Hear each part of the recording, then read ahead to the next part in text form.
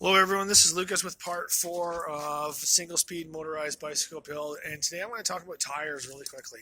People wonder why I paint my tires. Number one, it looks cool. I mean, having color walled tires is actually really cool, but it makes you stand out in traffic. People don't see you. Like when you're out riding and people don't see you, they're not expecting you, right? The louder you can be and the more colorful you can be is the difference between being a grease spot on the highway and enjoying your ride. So I figure the louder you can be, the better. So I always try to paint my tires a color. Now, some people look at painted tires and are like, ugh. But if you do a good job at it, like you remove the tire from the rim and paint it really good, it actually does a really good job in making it look good. Another thing is that if you paint your tires and then you put your tires on and then you pump the tires up to their proper pressure, which should be around 40 psi. After a little while, that paint will push into the tire and into the rubber, and it will cause it so that the tire itself sticks to the rim. And that's great because it will stop tire shift, and you won't get undue stress on your valve stems, which is really bad and a good place for tires to blow, is at the valve stems on motorized bikes, especially at the back. So if you paint your back tire before you put it on the rim, bring it up to PSI, go for a run, the tire will stick to the rim and you won't get any tire shift. You won't get any tube shift, and your valve won't end up all cockeyed because of the torque of the motor. It's just something I've learned over the years, and it does work. You can also use bead seal. I mean, bead seal does work. It's what it's supposed to do. But with the paint, I mean, you get a paint job tire and no tube slip, which is nice. Another thing I want to talk about is heat.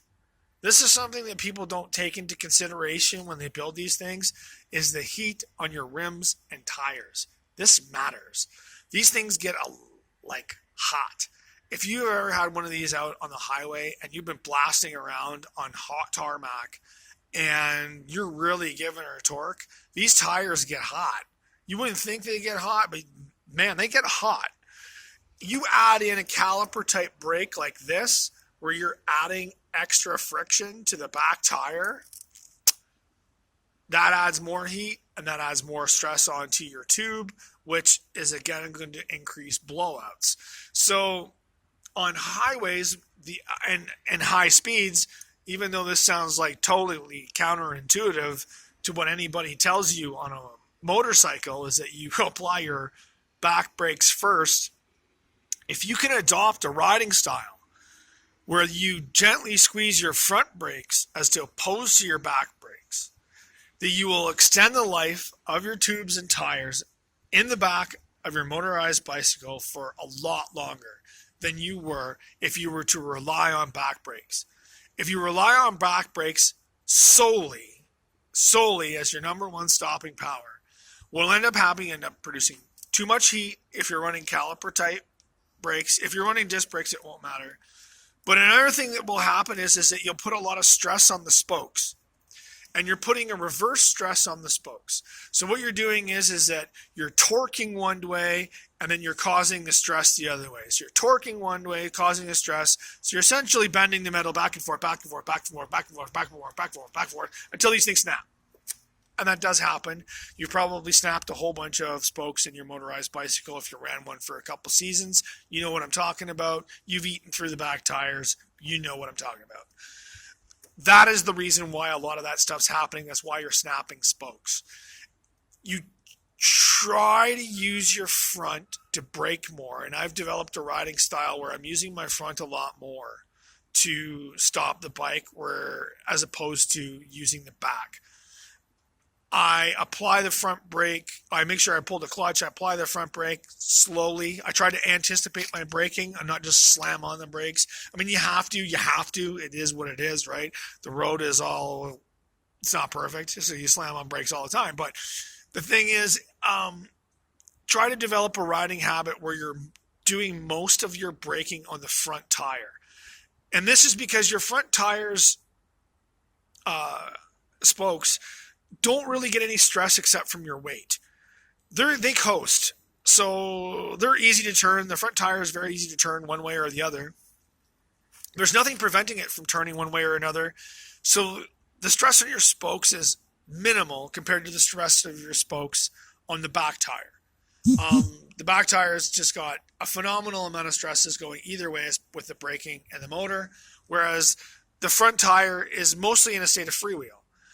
And if you're using your brakes on your front as opposed to the back, the brakes on the front, yes, will torque the spokes at the front of the bike, but at least you're distributing the force between the two tires so that you're not getting a constant back and forth, back and forth, back and forth, back and forth. You're just getting it back, and then you're getting a tick, tick, tick, tick, tick here as you brake, right?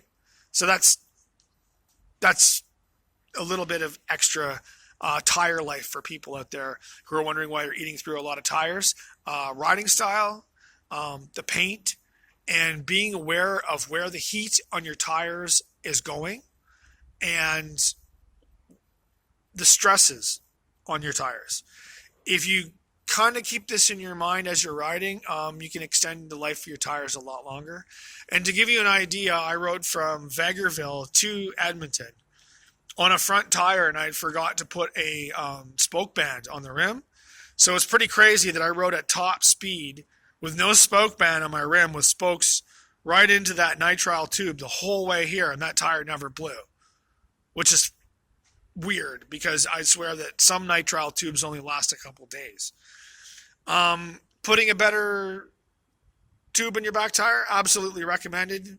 In the front, it's not necessary. Like I said, all the way from Edmonton to Vegreville with no spoke slip, and I was fine. It's just crazy. I can't believe I made it. So if you like these videos, give us a thumbs up and subscribe. Don't forget our Patreon down below, and I will see you in our next video.